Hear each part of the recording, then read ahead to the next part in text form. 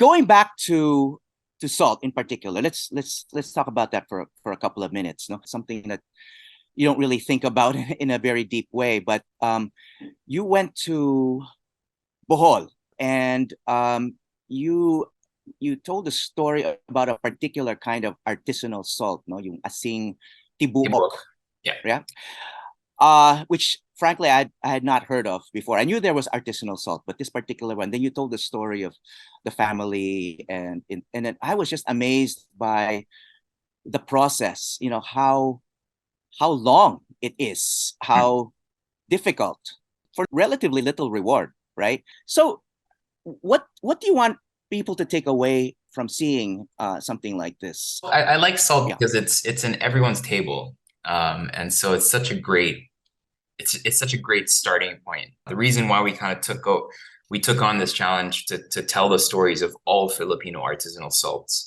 is it's because it's so politically charged. There's such an underlying political issue around salt, around how we insisted in the 1950s to blindly follow a rule from the World Health Organization and just implement it stupidly in the country without thinking about the repercussions on the salt industry, without helping the salt farmers establish themselves enough to set up iodine factories or ways to iodize their salts. And so it's kind of like a lot of frustrations that you have about the country and doing business in the country, and it kind of how sometimes things are implemented really quickly. I thought telling that story through salt was very just a soft way to kind of soft land certain messages. And what I liked about it, again, because anyone from someone that's extremely poor to someone that's extremely rich could find something like asintibuok really interesting, right? Because it's so striking and it's something you can understand because it's salt.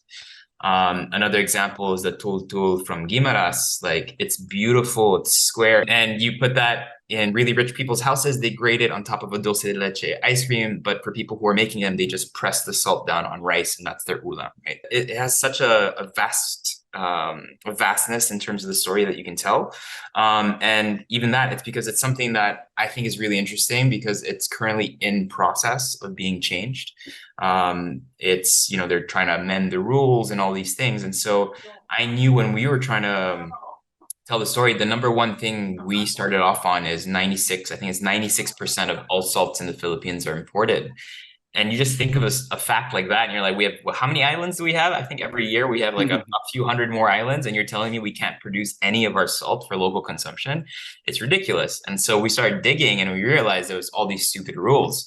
And so we were like, okay, how do we do this? Do we focus on, the salt beds of Pangasinan that everyone knows about? Do we go to Mindoro where they have the rock salt that everyone knows about? I'm like, no, we need to find something that's striking.